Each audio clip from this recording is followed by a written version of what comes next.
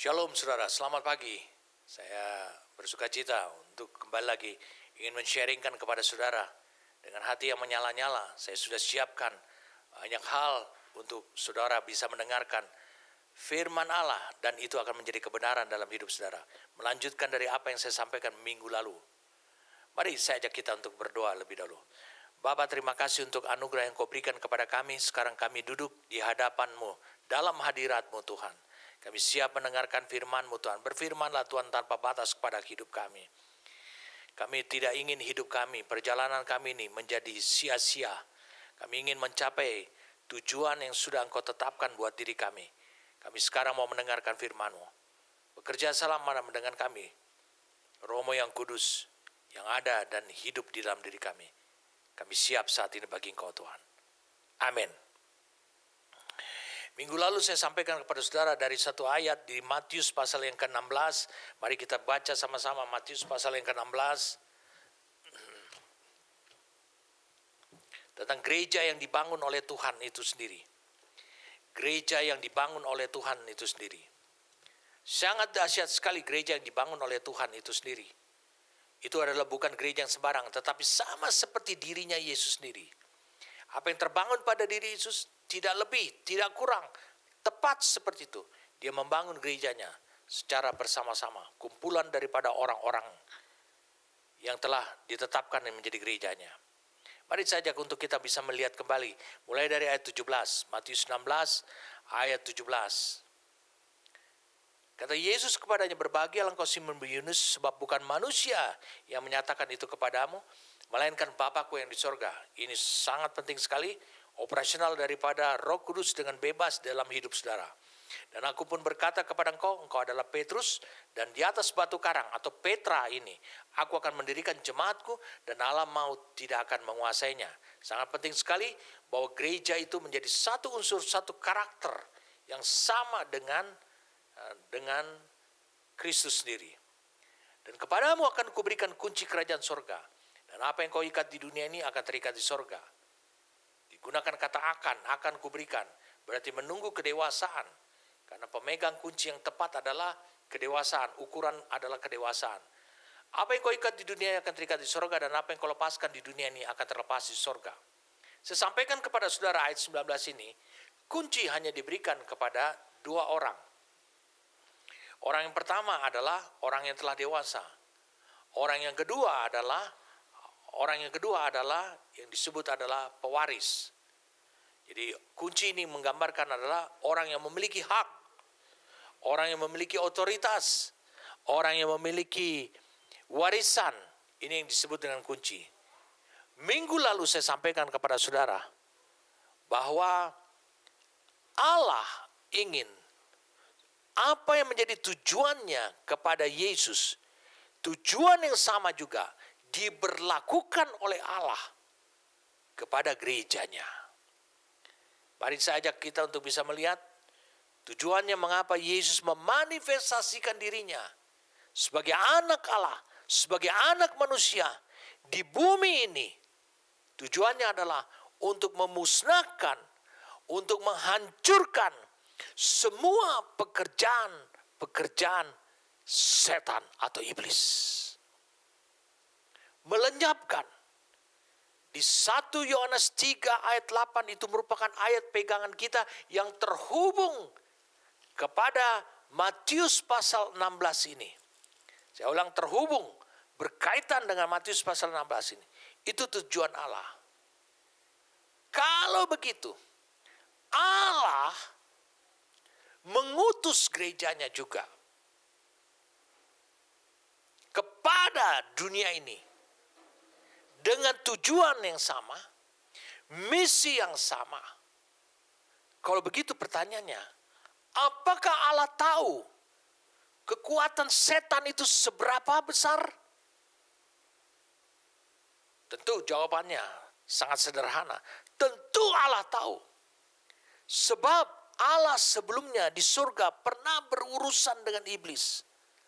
Setan sebelumnya adalah salah satu malaikat besar Allah di hadapan Allah. Lalu dia bangkit. Setan bangkit, memberontak kepada Allah. Dan bahkan seperti sepertiga dari seluruh malaikat yang mengabdi kepada Allah, akhirnya dengan kehendak bebasnya mengikuti pemberontakan iblis ini. Lalu Allah menghempaskan mereka semua ke bumi. Bumi itu adalah gambaran keterbatasan. Itu adalah konsekuensi daripada dosa. Apabila dan siapa saja yang berbuat dosa, maka akan termanifestasi keterbatasan dalam hidupnya. Allah kalau begitu tahu seberapa besar kekuatan iblis itu. Salah yang sama mengutus saudara melalui putranya Yesus terhadap tujuan yang sama. Saya ajak kita untuk melihat Yohanes pasal yang ke-20. Mari kita lihat sama-sama Yohanes pasal yang ke-20.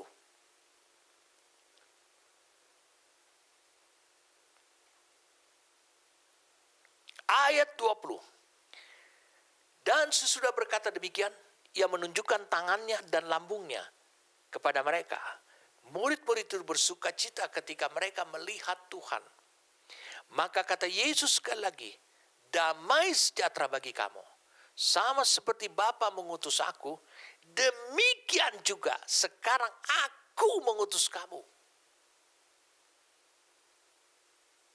Dan sesudah berkata demikian, ia mengembusi mereka dan berkata, terimalah Roh Kudus. Jikalau kamu mengampuni dosa orang melalui deklarasi, dosanya diampuni. Dan jikalau kamu menyatakan dosa orang tetap ada, dosanya tetap ada. Saya tertarik untuk kita kembali lagi melihat ayat 21. Sama seperti, tidak dikatakan mirip, Bapa mengutus aku, Yesus. Demikian juga sekarang aku mengutus kamu. Sama seperti Bapa tahu seberapa besar kekuatan musuh. Dan dia membebani Yesus dengan tujuan itu. Engkau memanifestasikan dirimu di bumi ini sebagai anak manusia. Meskipun kau adalah anak Allah. Meskipun kau pada mulanya adalah firman. Dan firman itu bersama-sama Allah. Dan firman itu adalah Allah. Dan segala sesuatu dijadikan, diciptakan. Tidak ada satupun yang ada tanpa dia. Dan firman itu menjadi manusia. Memanifestasikan diri sebagai anak manusia. Sebagai anak Allah juga. Dengan tujuan untuk membinasakan, menghancurkan semua pekerjaan musuh. Wow.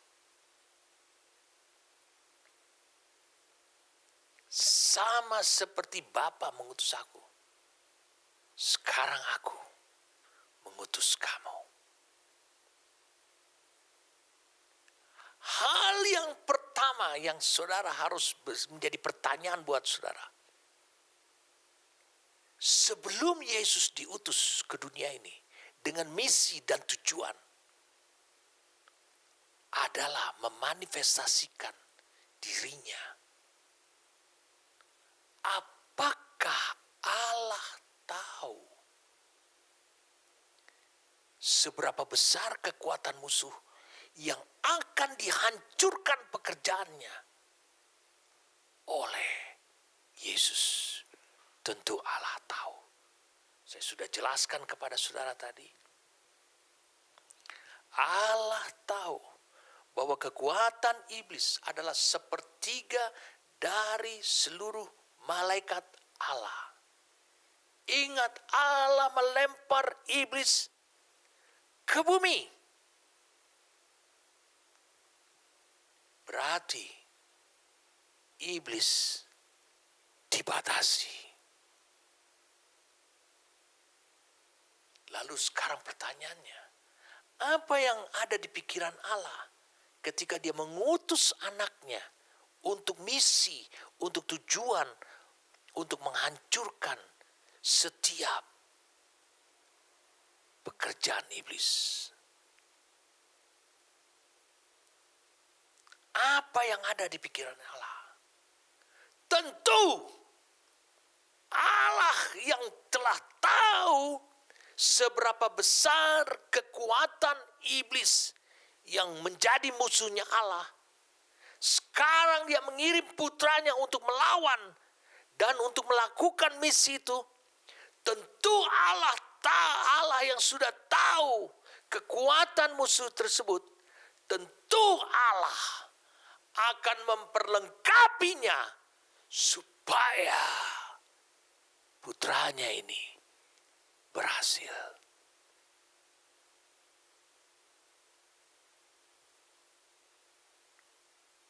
Setan merampok kunci-kunci tersebut dari Adam. Menyerahkannya. Adam menyerahkannya kepada setan. Bukan dirampok.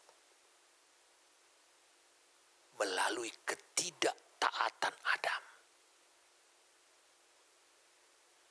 Jadi penting sekali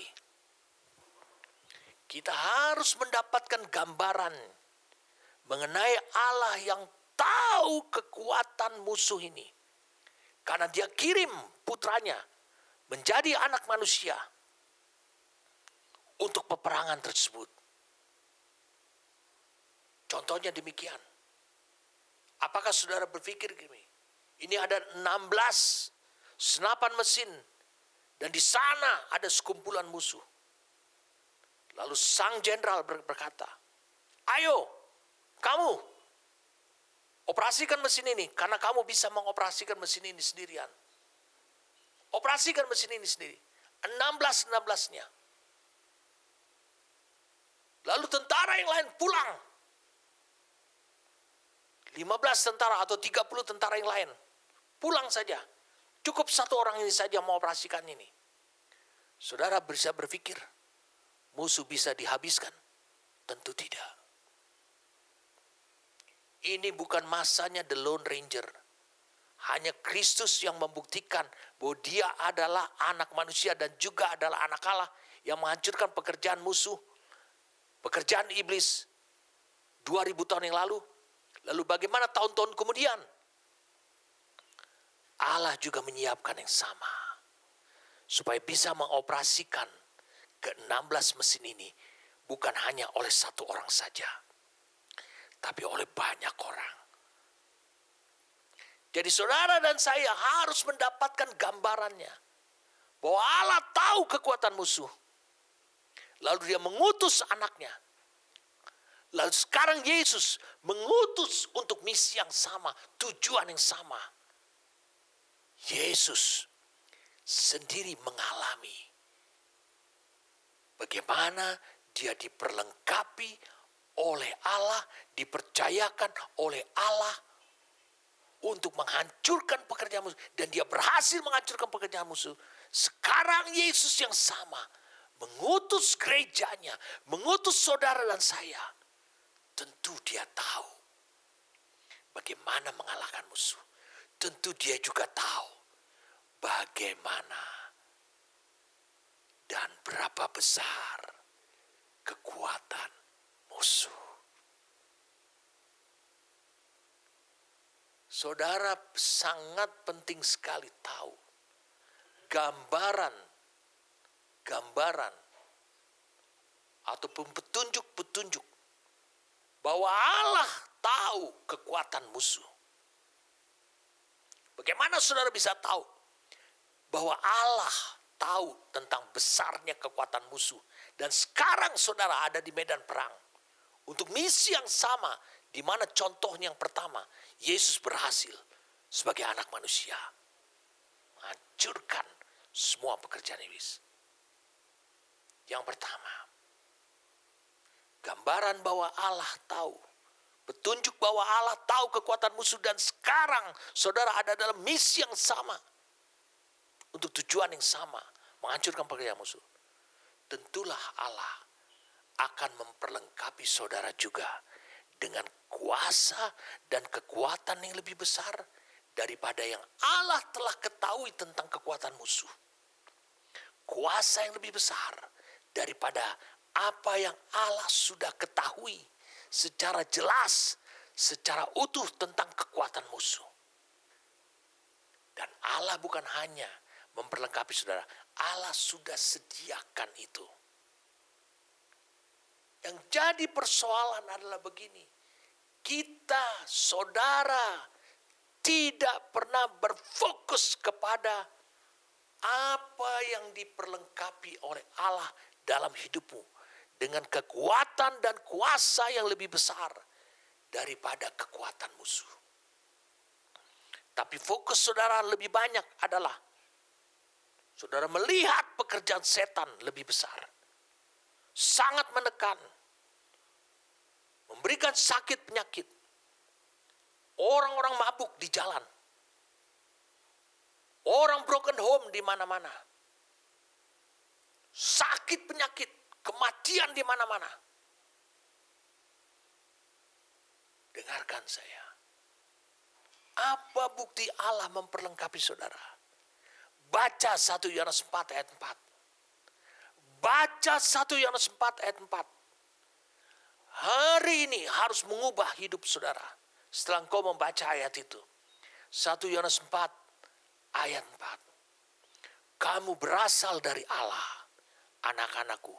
Dan kamu telah mengalahkan nabi-nabi palsu. Nabi-nabi palsu itu bukan memakai otot, tetapi memakai perkataan, pengajaran. Sebab roh yang ada di dalam kamu lebih besar.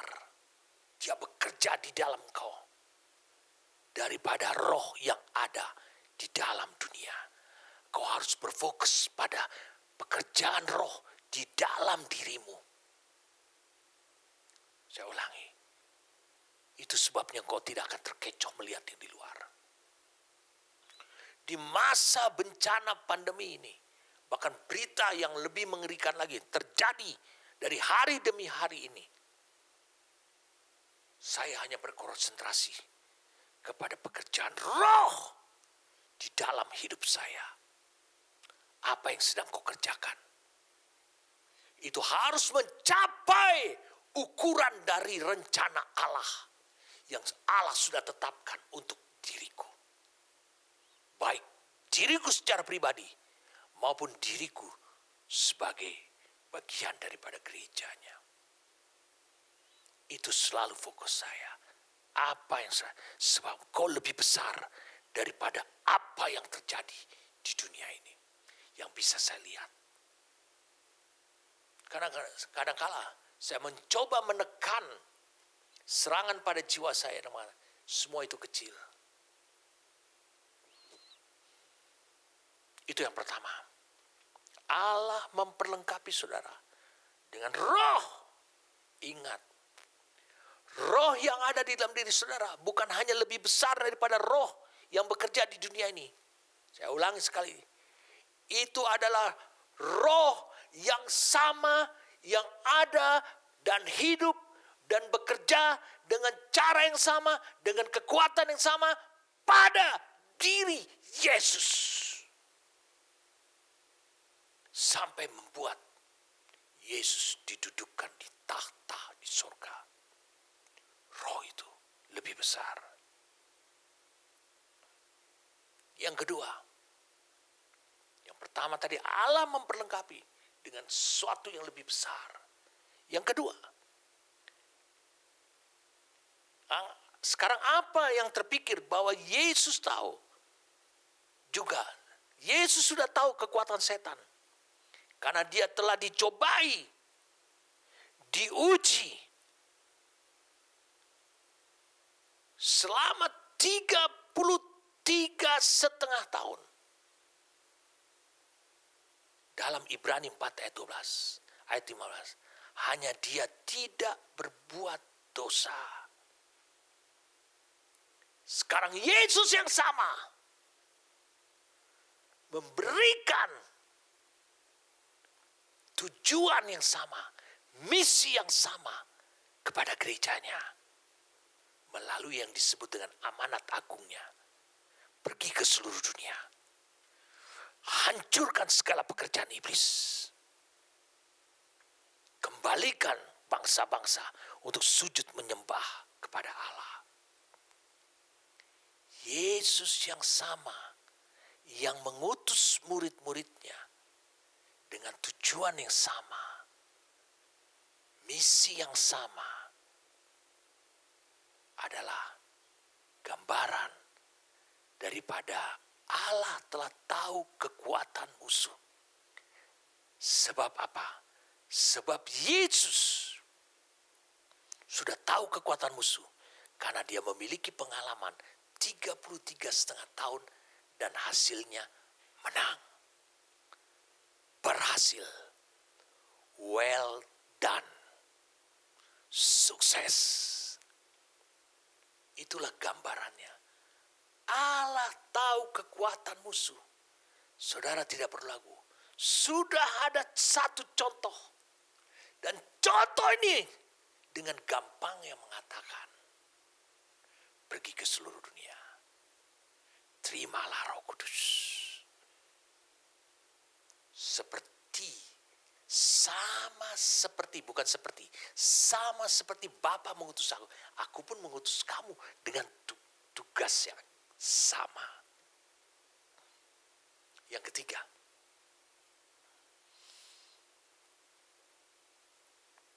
coba saudara, apa yang saudara pikirkan yang ketiga ini? Allah mengutus putranya untuk berhadapan dengan kekuatan setan. Dia bukan hanya melakukan peperangan saja. Yesus bukan hanya melakukan peperangan saja melawan setan. Selama 33,5 tahun hidup di bumi ini. Tetapi Allah juga memperlengkapinya dengan kuasa yang lebih besar. Karena Allah lah yang lebih dulu tahu kekuatan daripada musuh itu seberapa besar. Tapi Allah memperlengkapinya, memperlengkapi Yesus. Bukan untuk berimbang, tetapi untuk menghancurkan.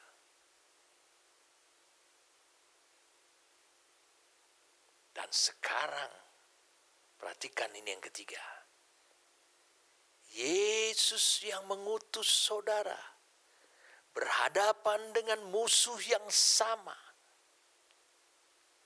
Apakah saudara berperang tanpa diperlengkapi? Sama seperti, saya ulangi, sama seperti apa yang telah dimiliki?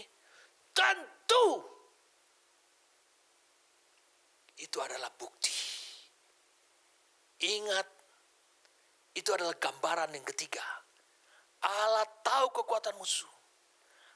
Bagaimana dia memperlengkapi Yesus? Begitu juga dia memperlengkapi saudara. Sama seperti. Efesus 4. Efesus 4. Ayat 13.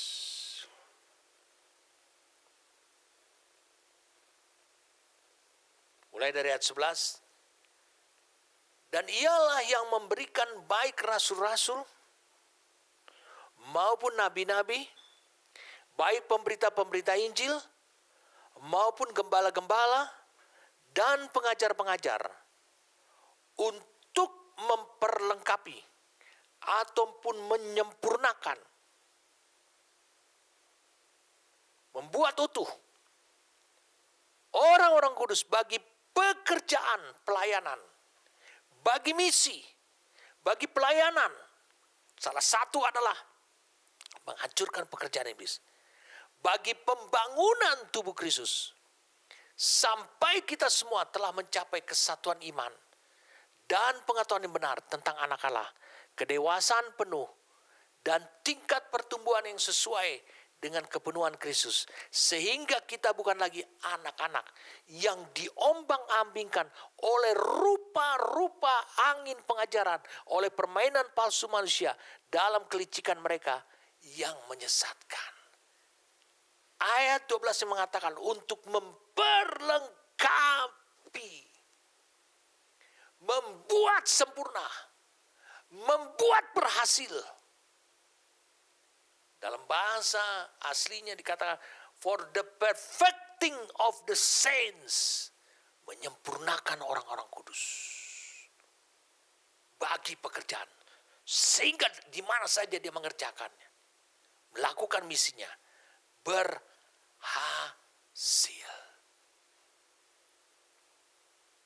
Ya, Allah memperlengkapinya dengan diberi, dia kirim rasul, dia kirim nabi, dia kirim pengajar, gembala, penginjil, untuk membuat upgrade. Ini yang dikerjakan oleh Allah. Sebelum dia lakukan seperti itu, Yesus berkata sebelum naik ke tahta. Karena kalau engkau baca di Efesus 4, mulai dari ayat 10, ia yang telah turun, maksudnya Yesus, ia juga yang telah naik jauh lebih tinggi daripada semua langit untuk memenuhkan segala sesuatu. Dan ialah yang memberikan dari sorga, dari tahtanya. Dia yang memberikan rasul-rasul. Apa tujuannya? Supaya saudara ada di kedudukan berhasil melakukan misi 1 Yohanes 3 ayat 8, yaitu menghancurkan semua pekerjaan iblis. Dia yang duduk di tahta, yang memberikan para rasul, supaya saudara sempurna, berhasil dengan kemenangan saudara, melakukan misi saudara. Sebelum dia naik ke surga, dia berkata demikian. Matius 28 ayat yang ke-18. Matius 28 ayat yang ke-18. Mari kita baca sama-sama.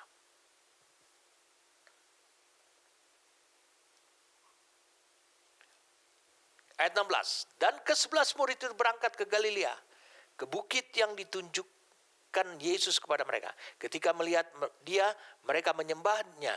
Tetapi beberapa orang ragu-ragu. Yesus mendekati mereka dan berkata, kepadaku telah diberikan segala kuasa, otoritas di sorga dan di bumi. Yesus yang dari sorga, yang telah memegang kekuasaan sorga dan bumi ini, Ia yang memberikan para rasul, nabi, gembala, pengajar, penginjil, agar membuat orang-orang kudusnya, itu gerejanya, itu sempurna dalam mengerjakannya. Ini bukti bahwa Allah tahu kekuatan musuh. Kalau saudara hidup diperlengkapi oleh para rasul, nabi, saudara akan bisa melaksanakan dengan sukses misi, tujuannya Allah. Kenapa gerejanya memanifestasikan dirinya di bumi ini? Untuk menghancurkan semua pekerjaan iblis. Yang keempat, faktor apa yang menyebabkan bahwa Allah tahu kekuatan musuh? Dengarkan saya. Yohanes 20 tadi. Yohanes 20. Yang kita sudah baca ayat 20 sampai ayat 23. Sama seperti Bapa mengutus aku, maka aku juga mengutus kamu. Tujuan yang sama, jalan yang sama, perlengkapan yang sama, yaitu apa? Ayat 22, Roh Kudus. Berarti Allah bukan hanya tahu kekuatan musuh, pada masa Yesus saja,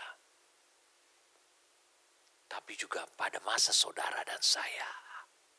Allah sudah tahu, makanya Dia kirim Roh Kudus yang sama. Makanya, jadi sembuhkan yang sakit, selamatkan jiwa, karena kamu telah menerima dengan cuma-cuma, maka berikanlah juga dengan cuma-cuma. Kamu menerima dengan cuma-cuma, karena itu berikanlah juga dengan cuma-cuma. Sembuhkan yang sakit, selamatkan jiwa, kamu telah menerima dengan cuma-cuma. Matius 10, mari kita lihat. Matius 10, ayat yang ke-7. Wah, ini ayat yang bagus sekali. Pergilah dan beritakanlah kerajaan sorga sudah dekat. Sembuhkanlah orang sakit, bangkitkanlah orang mati, tahirkanlah kusta, usirlah setan-setan. Kamu telah memperoleh dengan cuma-cuma, karena itu berikanlah pula dengan cuma-cuma. Dia yang diam di dalam engkau lebih besar daripada yang dunia ini. Kamu terima itu dengan cuma-cuma, hanya untuk karena apa? Demi kepentingan Allah. Sama seperti Bapa mengutus aku, sekarang aku mengutus engkau. Kalau begitu, sembuhkan yang sakit, selamatkan jiwa. Kamu telah menerima dengan cuma-cuma, maka berikanlah dengan cuma-cuma. Inilah tujuan yang sama. Saudara tidak bisa memberikan apa-apa kepada orang lain, apa yang tidak engkau miliki atau engkau terima. Kalau engkau belum menerima, Yesus mengatakan, sebelum engkau memberitakan kerajaan sorga, kau harus menerima dulu. Karena engkau bukan hanya punya misi memberitakan, tapi engkau punya misi menghancurkan pekerjaan iblis yang menyebabkan sakit, yang menyebabkan jiwa terhilang. Itu sebabnya Petrus mengatakan demikian. Kisah Rasul 3 ayat yang ke-6. Kisah Rasul 3 ayat yang ke-6. Emas dan perak tidak ada padaku, tapi apa yang kupunyai, apa yang telah kuterima di kamar loteng atas,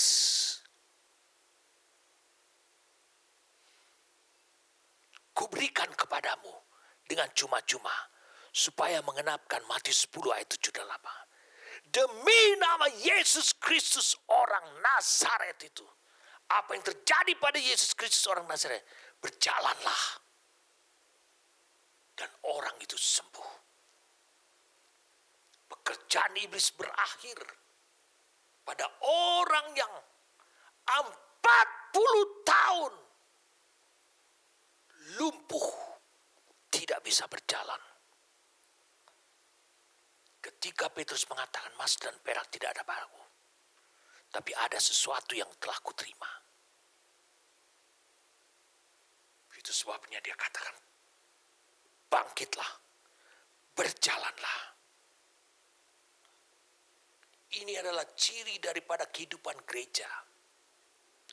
Ini bukan permainan kejiwaan kekristenan. Saudara harus benar-benar sampai kepada fakta di mana saudara mengalaminya. Seperti Bapa mengutus aku, sekarang Yesus mengutus saudara. Sehingga saudara juga sekarang bisa berbuat seperti ini. Ucapkan sepatah kata. Karena firman Tuhan mengatakan ini. Matius 18 ayat 18 mengatakan, apa yang kau ikat di bumi akan terikat di sorga. Apa yang kau lepaskan di bumi akan terlepas di sorga. Bahkan di ayat 19 dikatakan, dan lagi aku berkata kepadamu, jika 2 orang daripadamu, berarti kau memakai perkataanmu, sepakat meminta apapun juga, permintaan mereka itu akan dikabulkan oleh Bapakku yang di sorga. Ketika engkau berfungsi sebagai gereja yang benar, karena engkau telah menerima yang sama seperti yang diterima, dimiliki oleh Yesus. Makanya Yesus menjamin, mengatakan sebab di mana 2 atau 3 orang berkumpul, ini berbicara tentang gereja Tuhan, aku ada di tengah-tengah mereka. Aku ada dengan keberadaanku yang utuh. Semua yang kumiliki itu ada. Jadi saudara lihat, ini adalah saatnya tuaian. Saudara memiliki kunci-kunci kerajaan sorga. Tinggal mendeklarasikan. Saudara menerima kekuasaan dari Tuhan. Dan dia bekerja di dalam diri saudara. Dia lebih besar daripada kuasa yang ada di dunia ini. Deklarasikan.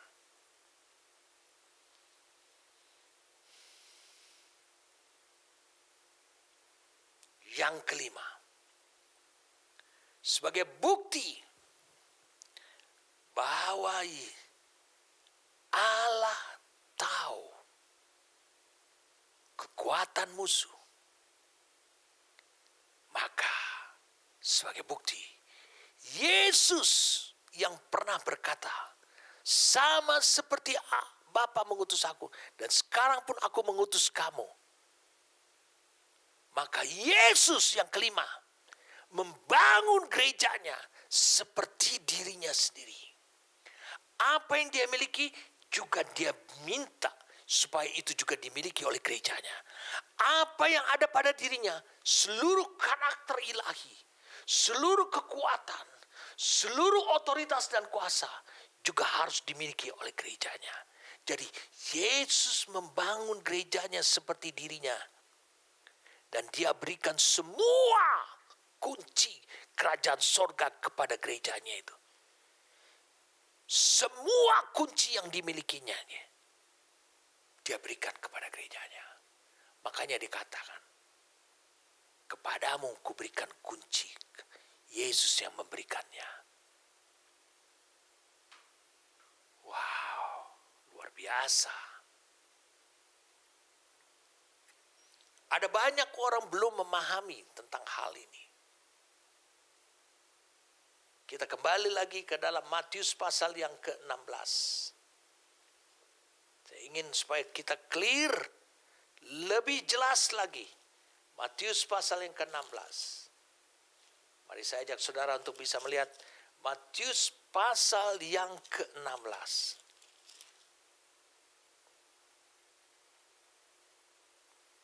Minggu lalu saya sampaikan kepada saudara satu contoh yang menarik sekali. Tentang perwira kapten dari Kapernaum di Matius pasal yang ke-8. Dia bisa melihat sesuatu pada diri Yesus. Yang orang lain tidak bisa melihatnya. Sehingga dia bersikap, dia berbicara dengan Yesus dengan cara yang berbeda. Saya ulangi, Yesus membangun gerejanya seperti dirinya dan memberikan semua kunci kerajaan sorga kepada gerejanya itu, yakni semua kunci yang dimilikinya.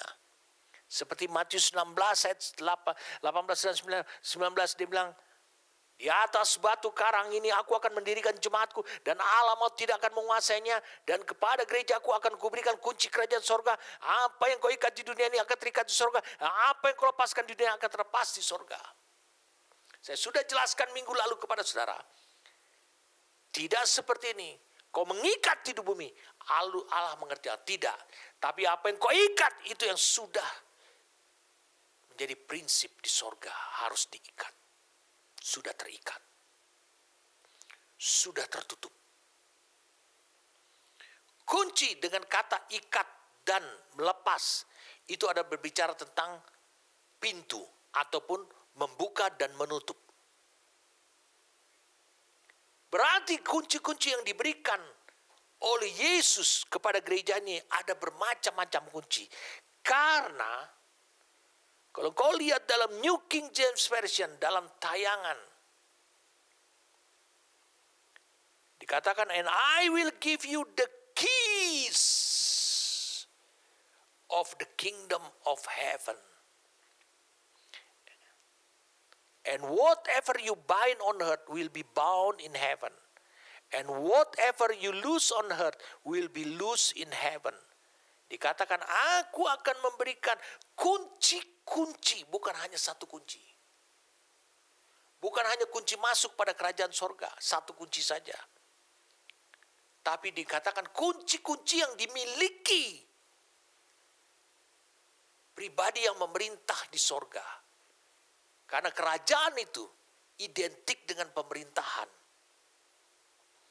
Kunci-kunci dimiliki oleh pemerintahannya sorga. Ketika Yesus memiliki pemerintahan Allah dalam dirinya, dia juga memegang kunci itu.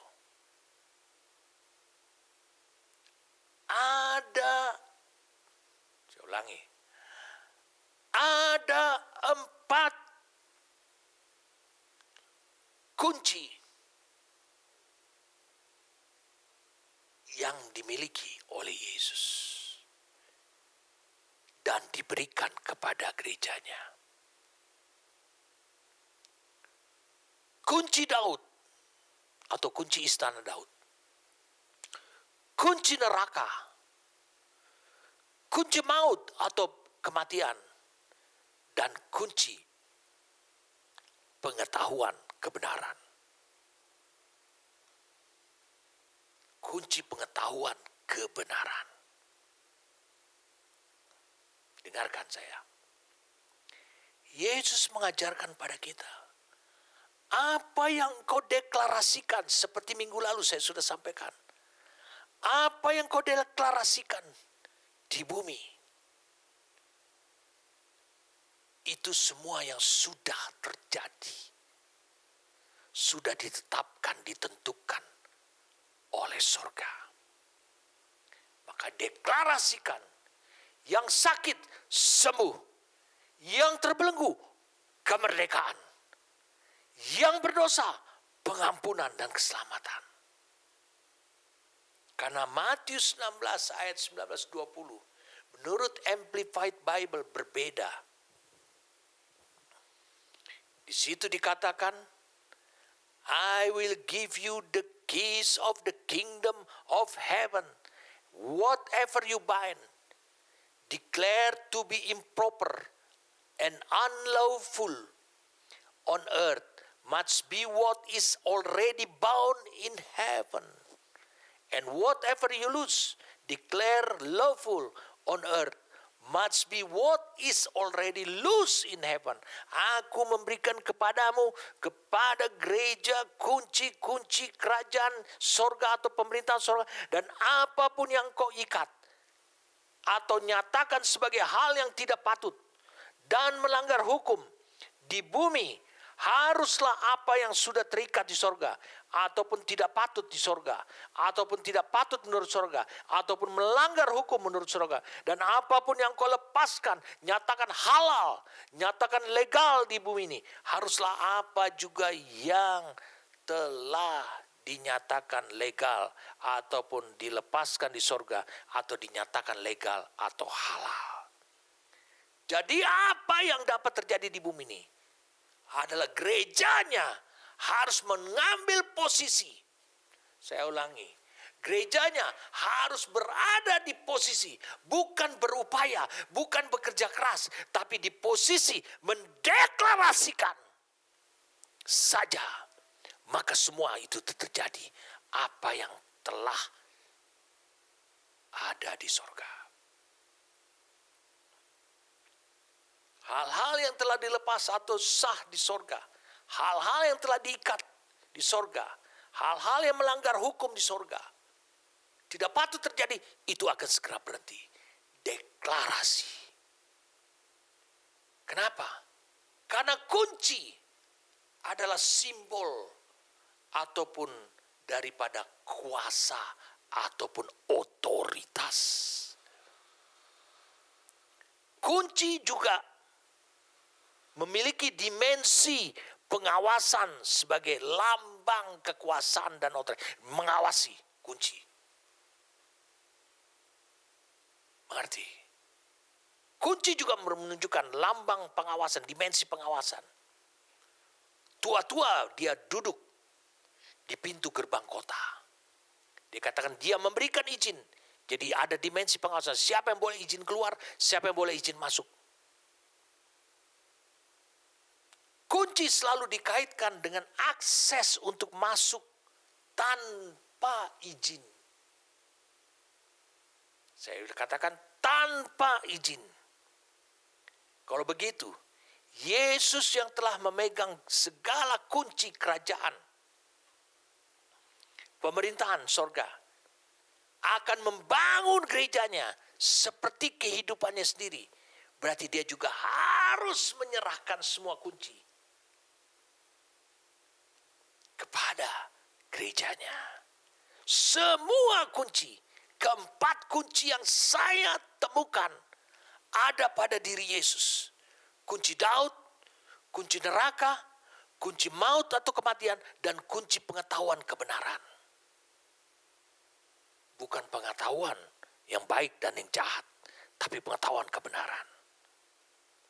Sebab apa? Sebab Yesus berkata, di atas batu karang ini, di atas pulau Gibraltar ini, aku akan membangun gerejaku. Gereja Petrus memiliki sifat, unsur yang sama dengan Petra. Berarti semua kehidupan yang terbangun, semua yang dimiliki oleh Yesus, itu dia bangun sama persis kepada gerejanya. Dan juga dia berikan semuanya, tidak ada yang disisakan kepada gerejanya. Amin. Saudara bisa melihat apa yang terjadi dengan Petrus. Ketika Yesus berkata kepada Petrus sambil menatap mukanya dia, engkau adalah Petrus. Dan di atas Petra ini aku akan membangun gerejaku. Sambil melihat tatap mukanya Simon.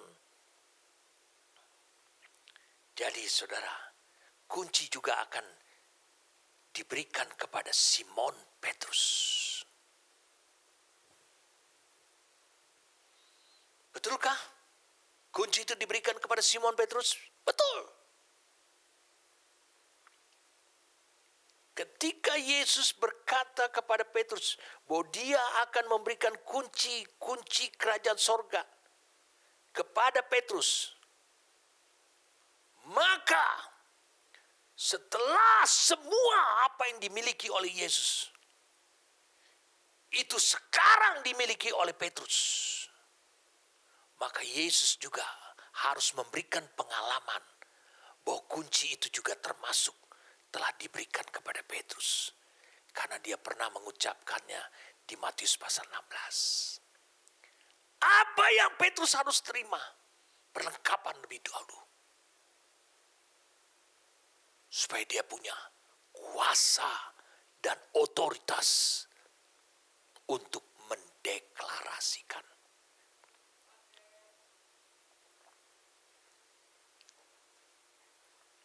Apa yang dialami oleh Petrus?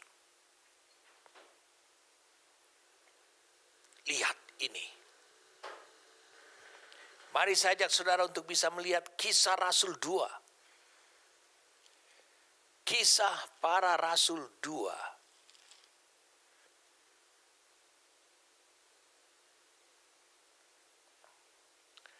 Ayat yang kelima.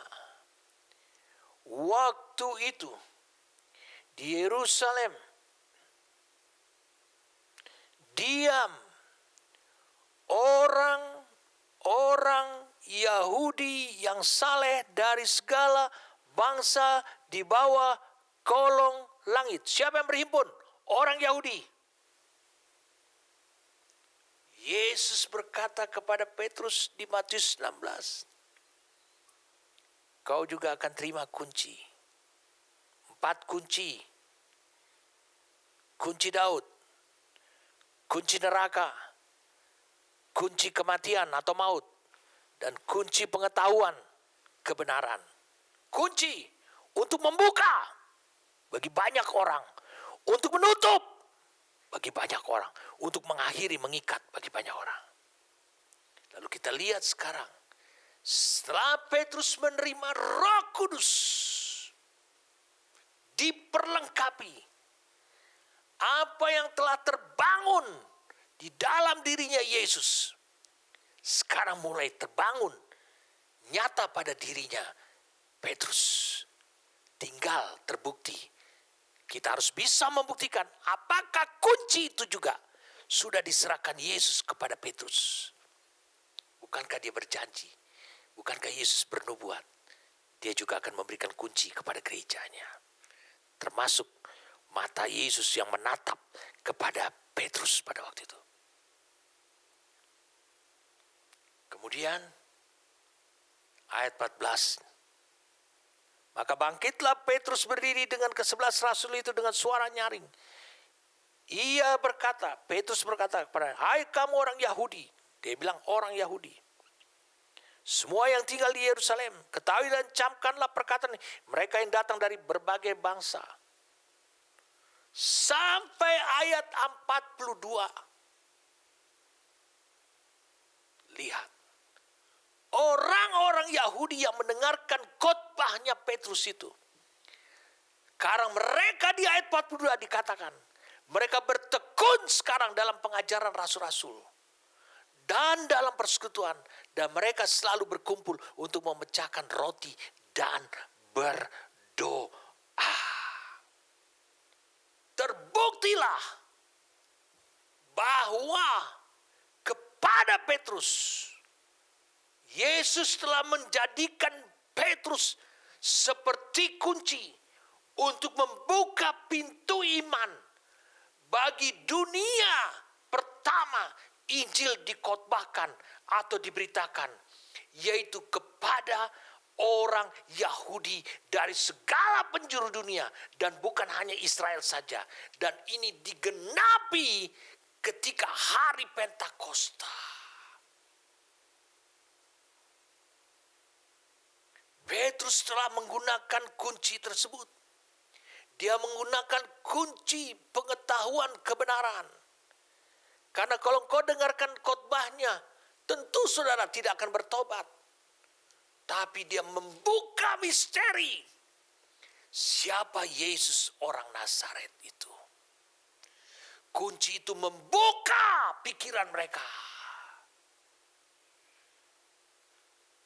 Saudara tahu pikiran mereka dikunci oleh siapa?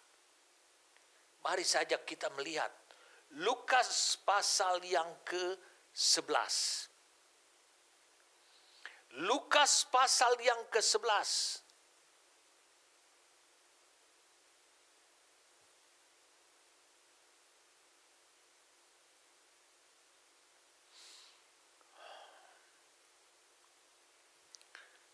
Lukas pasal yang ke-11.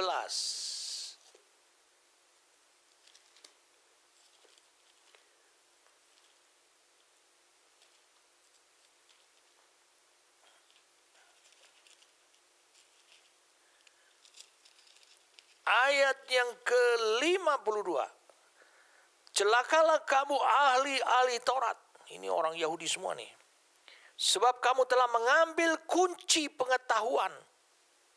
Kamu sendiri tidak masuk ke dalam. Dan orang yang berusaha untuk masuk ke dalam, kamu halang-halangi. Ke dalam apa? Kunci pengetahuan kepada kebenaran. Kepada kerajaan sorga. Lihat. Petrus berkhotbah di depan orang-orang yang telah terkunci pintu pengetahuannya oleh para ahli Taurat, yaitu orang-orang Yahudi. Petrus membuka dengan khotbah yang sederhana dan bahkan nyaris tidak bermutu. Saudara lebih jago berkhotbah daripada apa yang dikatakan oleh Petrus. Tapi Yesus di sini ingin membuktikan bahwa kunci kunci kerajaan sorga itu telah diberikan oleh Yesus kepada Petrus. Dan hasilnya 3.000 orang Yahudi bertobat.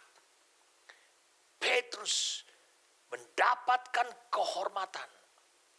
Dia menggunakan kunci kerajaan sorga untuk memberikan pengampunan. Dia katakan cara hidup kalian itu adalah cara hidup yang tidak disetujui oleh sorga.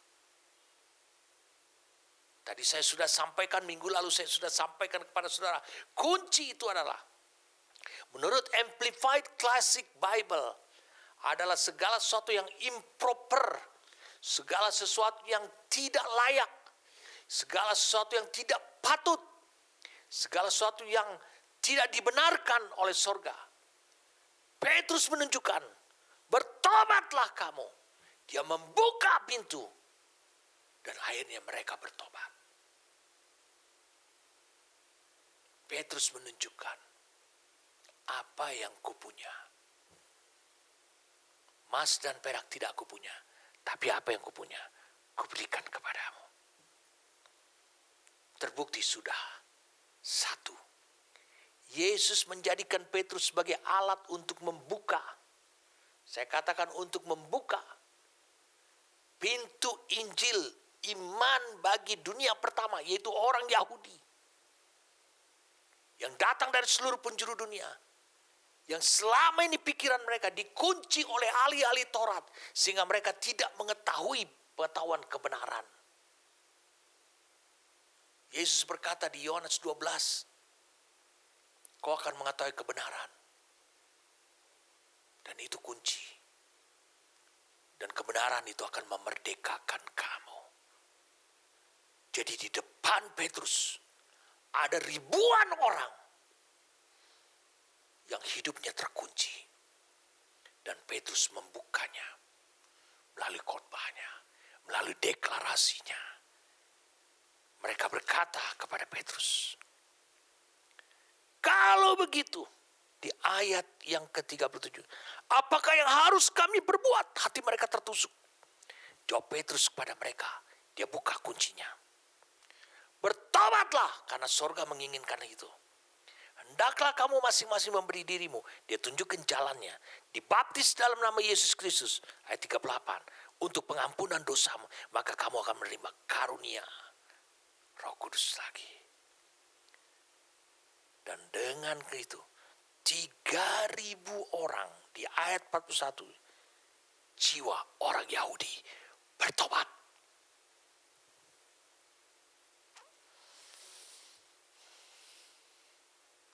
Yang kedua, itu yang pertama. Dia membuka pintu iman. Petrus juga menerima, yang kedua adalah Petrus menerima kehormatan. Memberitakan Injil kepada orang Yahudi. Lihat. Galatia 2 ayat 10. Galatia 2 ayat 10 itu pun diakui oleh Rasul Paulus.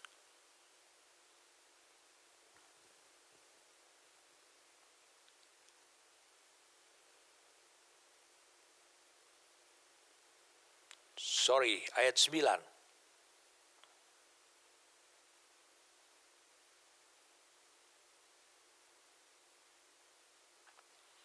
Dan setelah melihat kasih karunia yang dianugerahkan kepadaku, maka Yakobus, Kefas, Yohanes, ini Yakobus adiknya Yesus, Kefas, Petrus, Yohanes yang dipandang sebagai soko guru jemaat, berjabat tangan dengan aku dan dengan Barnabas sebagai tanda persekutuan, supaya kami pergi kepada orang-orang yang tidak bersunat dan mereka kepada orang-orang yang bersunat. Jelas sudah perkataan Yesus di Matius 16 genap sudah. Petrus menjadi kunci. Kunci Injil bagi orang-orang Yahudi. Jadi kekuatan kunci yang diberikan kepada Petrus oleh Yesus itu telah terbukti. Terlihat sudah pada kesempatan itu Petrus memiliki kekuatan mengikat dan melepaskan di bumi bersama dengan para rasul yang lain. Jadi, saudara sudah ketahui, Petrus memiliki kehormatan untuk pertama kalinya membuka pintu Injil bagi dunia. Amin. Luar biasa. Jadi waktu Yesus berkata, di atas batu karang aku menjemaatku. Dan kalau saudara adalah Petrus, berarti saudara juga tergabung menjadi gereja Tuhan nantinya. Maka dikatakan, kepadamu akan kuberikan kunci-kunci kerajaan sorga. Amin. Dari Amplified Classic Bible, kita akan memiliki pengalaman itu. Sungguh, di ayat 18-19, aku katakan, Yesus kata, apapun yang kau larang dan nyatakan tidak pantas dan haram di bumi ini melalui deklarasi, pasti adalah hal-hal yang sudah terlarang di sorga. Apapun yang kau izinkan dan nyatakan pantas dan halal di bumi, haruslah apa yang sudah diizinkan diperbolehkan di sorga. Berarti kita bisa menarik kesimpulannya, kepada gerejanya diberikan adalah otoritas untuk mengikat sesuatu di bumi dari apa yang sudah surga tetapkan harus terikat, harus berhenti, harus terhenti, harus stop. Jadi bukan sebaliknya, engkau mengikat di bumi, surga kerjakan. Bukan demikian. Tapi adalah engkau mendeklarasikan apa yang telah diizinkan surga. Engkau mendeklarasikan apa yang surga katakan harus berhenti. Karena itu melanggar prinsip-prinsip Allah dan prinsip surga. Amin. Berarti kunci ini memberikan arti buat kita. Gerejanya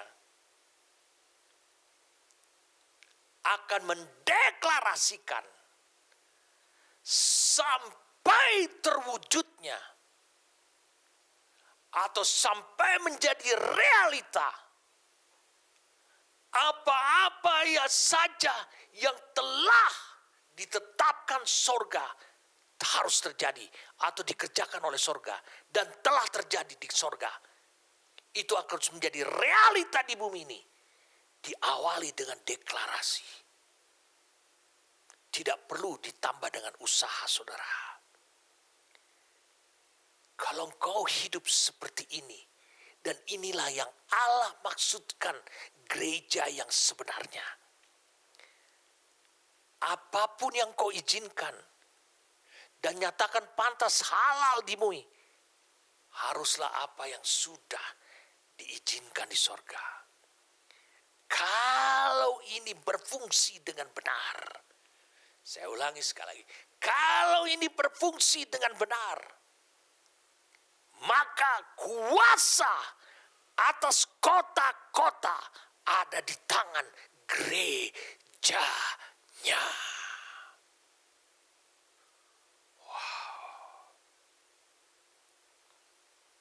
Untuk menambah saudara memahaminya,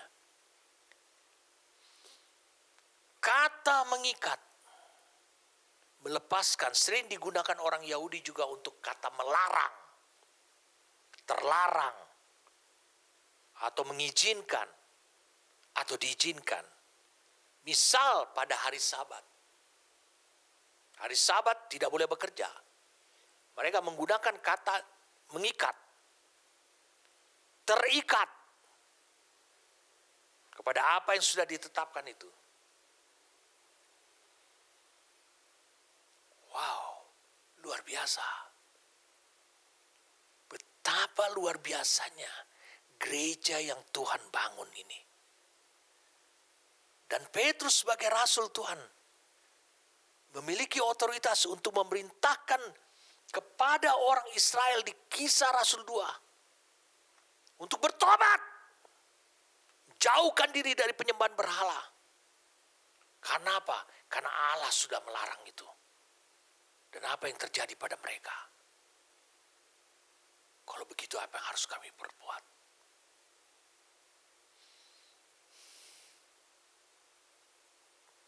Jadi gereja harus berada di posisi otoritas untuk mengeluarkan izin apa saja yang sudah disetujui atau dilarang sorga.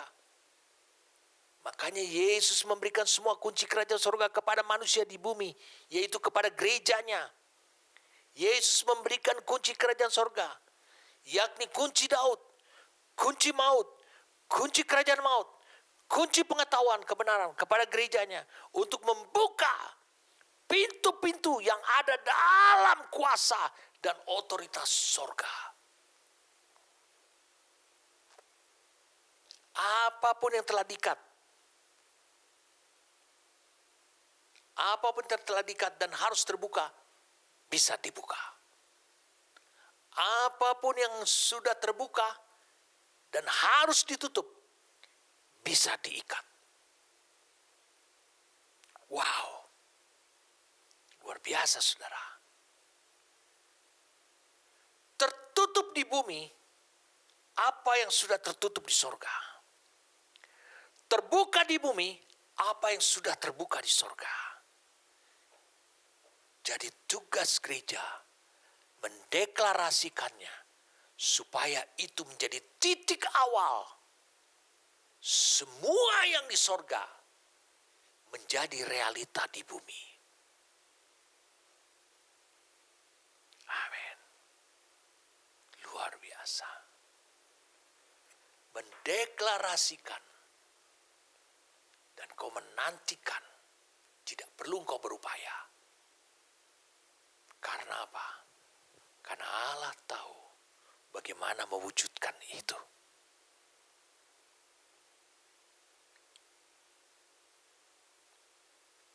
Oke. Minggu depan saya akan lanjutkan lagi. Saudara akan tercengang untuk bisa melihat. Kunci itu adalah kehidupan saudara.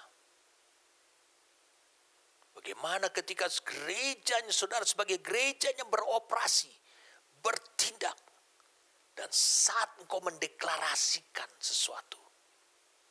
Apa yang kau tahu persis dengan keyakinan. Dan melalui imanmu kau telah lihat. Bahwa ini yang harus terjadi. Karena di surga sudah terjadi. Kau deklarasikan. Engkau tidak perlu seperti petani menunggu kapan itu mulai tumbuh dari kecambah menjadi pohon, menjadi berbuah, berbulir banyak dan ada yang kau tuai. Kau tidak perlu, karena itu akan segera terjadi. Tidak perlu kau berkata cepat atau lambat, itu akan segera terjadi. Kenapa? Karena posisimu. Ingatkah saudara Matius pasal yang ke-8? Perwira itu berkata apa?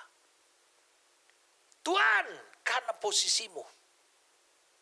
Tuhan, karena otoritasmu. Engkau enggak perlu datang ke rumahku. Tidak ada tengah waktu.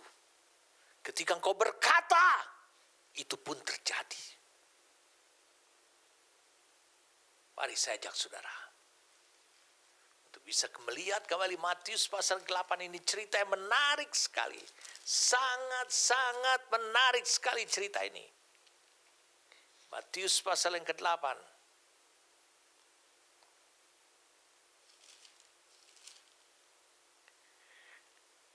Ayat 8, tetapi jawab perwira itu kepadanya, Tuhan, aku tidak layak menerima Tuhan di dalam rumahku. Katakan saja sepatah kata, maka hambaku itu akan sembuh. Aku tidak layak. Kenapa tidak layak? Kenapa aku tidak layak? Karena engkau tidak perlu memperhamba dirimu. Karena engkau lebih tinggi daripada aku. Dan kau punya otoritas itu. Aku melihat itu. Kau memegang kunci itu.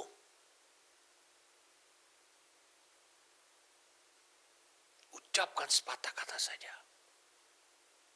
Hambaku itu akan sembuh.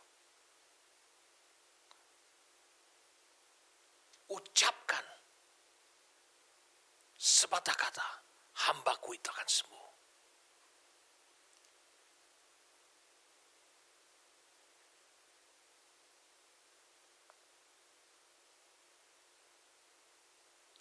Ayat 13. Yesus berkata demikian. Pulanglah dan jadilah kepadamu seperti yang engkau percaya. Jadi Yesus tidak mengatakan, sembuhlah hambamu itu. Jadilah kepadamu seperti yang engkau percaya. Perwira ini percaya bahwa hambanya akan sembuh? Bukan. Dia percaya kepada Yesus. Telah tiba saatnya dunia akan mempercayai gerejanya karena melihat otoritas yang berbeda. Cukup mendeklarasikan saja. Ayat 13 terakhirnya berkata, maka pada saat itu juga, sembuhlah hambanya. Dengan sepatah kata itu saja, dengan kalimat itu saja, mungkin tidak ada hubungannya, tapi Yesus sudah melihat dari sorga, itu sembuh. Amin. Apa yang membuat perwira dari Kapernaum ini tidak perlu bertobat? Seperti kisah Rasul pasal yang kedua. Apa yang membuat? Karena perwira dari Kapernaum ini, dia dianugerahi kunci pengetahuan kebenaran. Saya tidak mau bahas itu terlalu detail. Itu sebabnya dia memiliki iman. Dia mengakses iman. Karena dia lihat Yesus membuka dirinya supaya perwira ini bisa mengakses iman. Apa yang terbuka, engkau tinggal masuki. Tanpa izin. Yesus yang membuka buat orang itu. Dan dia tidak berkata, sembuhlah hambamu itu. Detik yang sama, perwira ini mengakses masuk kepada iman. Detik yang sama, hambanya, saat yang sama, hambanya sembuh. Bayangkan saudara, ada 4 kunci di tangan Yesus yang dia berikan kepada gerejanya. Saya baru bercerita 1-2 kunci saja. Minggu yang akan datang saya akan lanjutkan ini. Ada 4 kunci. Saudara akan kaget melihatnya. Dunia dipersiapkan oleh Allah untuk saat manifestasi gerejanya. Untuk melihat bahwa gerejanya itu memiliki kunci itu. Kunci yang pertama adalah kunci Daud. Mari saja kita melihat Wahyu pasal yang ketiga.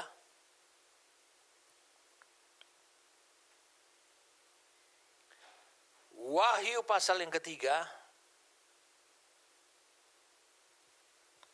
Ayat 7.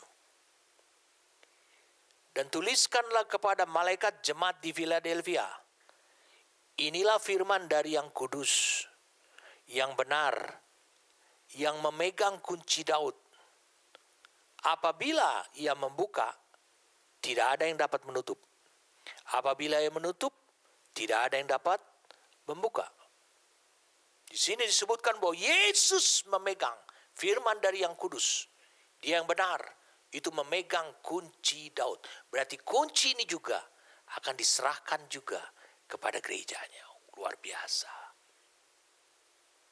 Tidak ada satupun juga bisa terjadi di dunia ini tanpa izin dikeluarkan oleh gereja. Itu sebabnya mengapa banyak gereja mengemis-ngemis meminta izin. Yang kedua, Wahyu 1 ayat 18. Wahyu 1 ayat 18.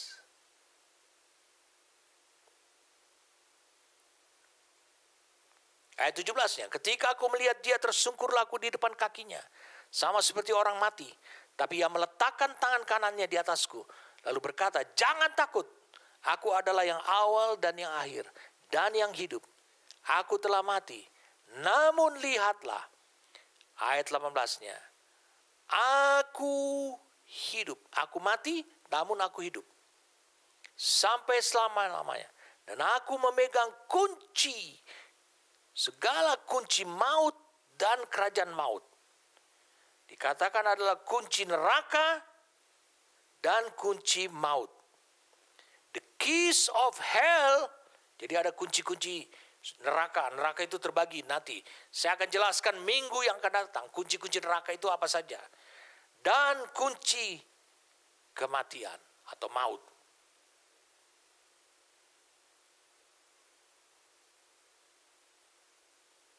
Wah, luar biasa gereja Tuhan. Kunci yang kedua adalah kunci maut. Itu ada pada tangan Yesus. Kunci yang ketiga adalah kunci neraka. Ada pada Yesus. Jangan engkau berpikir penguasa neraka adalah iblis. Kuncinya dipegang oleh Yesus. Seberapa banyak orang yang harus binasa? Petrus menghalangnya, lalu membuka kunci neraka dan memindahkan orang kepada kehidupan. Dan yang keempat, kunci pengetahuan atau pengetahuan kebenaran. Kunci pengetahuan kebenaran.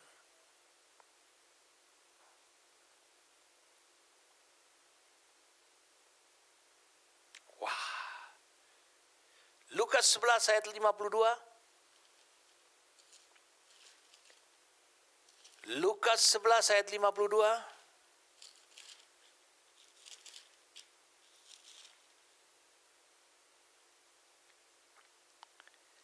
Celakalah kamu ahli-ahli Taurat, sebab kamu telah mengambil kunci pengetahuan. Kamu sendiri tidak masuk ke dalam. Dan orang yang berusaha untuk masuk ke dalam, kamu halang-halangi. Di sini bicara tentang kerajaan sorga kepada pemerintahan ataupun kehidupan Allah. Kalau saudara tidak masuk sorga, saudara dibilang adalah orang jahat. Tentu saudara setuju. Itu adalah satu kejahatan. Tapi kalau saudara tidak masuk sorga, dan saudara menghalangi orang juga untuk masuk sorga, seperti ayat 52. Betapa jahatnya saudara. Makanya Yesus menggunakan kata wu atau celakalah. Kunci yang keempat adalah kunci pengetahuan kebenaran. Ini pun juga ada pada Yesus. Saya ajak saudara membuka Kolose pasal yang kedua. Kolose pasal yang kedua. Ayat yang kedua dan ketiga.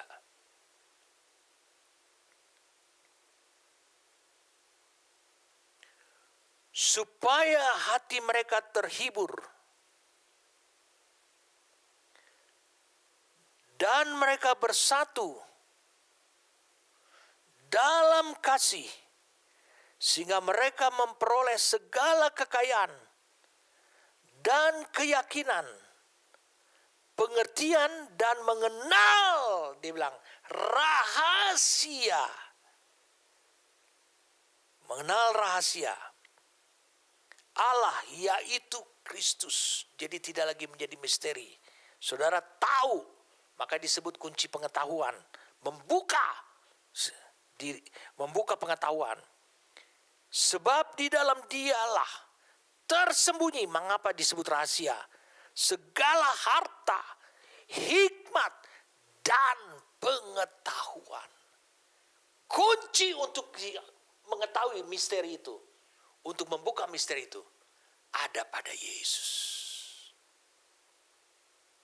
Dengarkan saya. Tidak ada lagi yang menjadi misteri.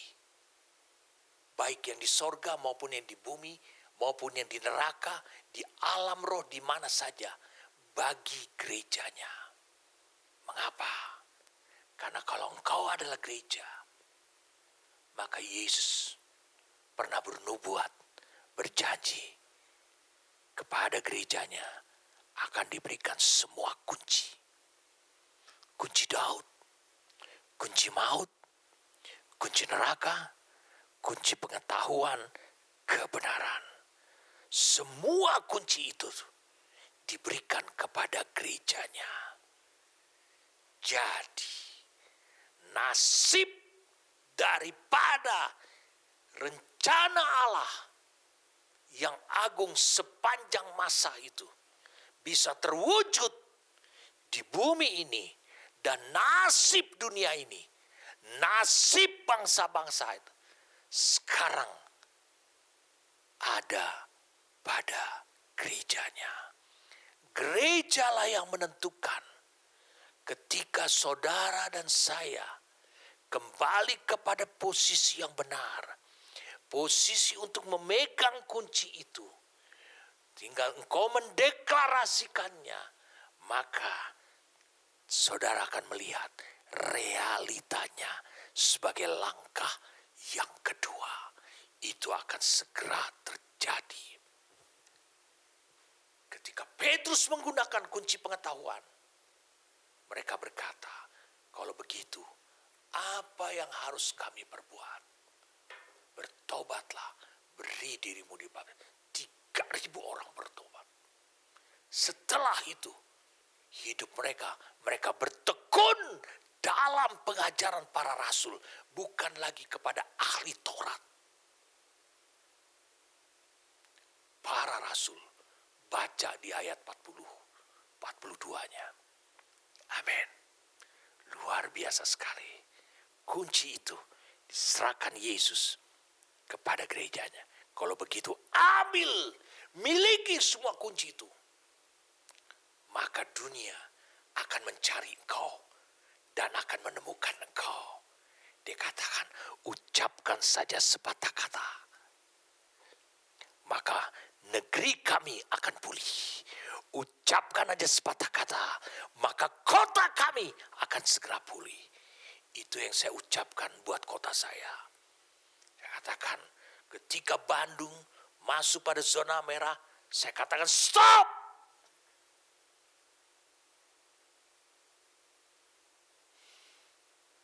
Saya tidak peduli. Mungkin di keluarga saya ada yang terpapar kena COVID-19. Saya tidak peduli. Tapi saya katakan stop. Tidak boleh terjadi. Karena saya melihat di sorga itu tidak ada. Tidak dibenarkan. Maka apa yang terjadi? Mulai oranye, mulai kuning, sebentar lagi hijau. Amin. Saudara harus berada di posisi yang tepat. Itu sebabnya kembalilah pada posisi yang tepat sebagai gerejanya. Amin. Angkatlah kedua belah tanganmu. Terimalah anugerah daripada Tuhan. Allah yang mengutus engkau melalui Yesus yang berkata, sama seperti Bapa mengutus aku juga sekarang mengutus engkau. Siapa yang diutus? Gerejanya. Allah melihat sekarang semua kalian yang mengangkat tangannya, berseru kepada Tuhan, berdoa kepada Tuhan. Tuhan, terima kasih karena Kau membukakan. Kami melihat kami tidak pada tempatnya. Saudara tidak pada tempatnya. Sehingga meskipun kau terus-menerus berdoa dan berdoa dan berdoa, tidak terjadi perubahan di lingkunganmu, di kotamu, di negerimu. Karena engkau menempatkan dirimu bukan di posisi yang tepat. Ketika engkau menempatkan dirimu di posisi gereja, maka engkau segera menerima semua kunci. Dan ketika engkau menerima semua kunci, deklarasikan apa yang dilarang oleh sorga. Deklarasikan apa yang diizinkan oleh sorga terjadi. Maka itu segera menjadi realita. Bapa, kami mengangkat tangan kami. Kami mengucap syukur saat ini. Kami menerima saat ini juga. Kami kembali kepada posisi di tempat yang sebenarnya harusnya kami ada. Mengapa kami hidup di dunia ini? Oleh karena Engkau merencanakan, Engkau menetapkan kami untuk berada di posisi gereja-Mu. Terimalah saat ini juga, saudara-saudaraku. Terimalah saat ini juga. Allah memperlengkapi saudara sama persis dengan Dia memperlengkapi Yesus. Karena Allah tahu misi yang akan kau kerjakan adalah sama seperti Yesus. Karena tujuan yang Allah bebankan kepada hidupmu adalah sama seperti tujuan yang telah dicapai oleh Yesus. Saat ini terimalah juga. Allah memperlengkapi engkau supaya engkau kembali lagi ke titik semula, posisi yang sebenarnya. Sehingga engkau saatnya adalah pemberi izin mendeklarasikan hal-hal apa yang harus menjadi realita di bumi ini. Baik itu hal yang terlarang harus segera berhenti. Baik itu hal yang harus segera terjadi. Karena hal itu adalah hal yang sudah harus terjadi di bumi ini. Terima kasih Tuhan. Kami bersyukur kepadamu. Amin.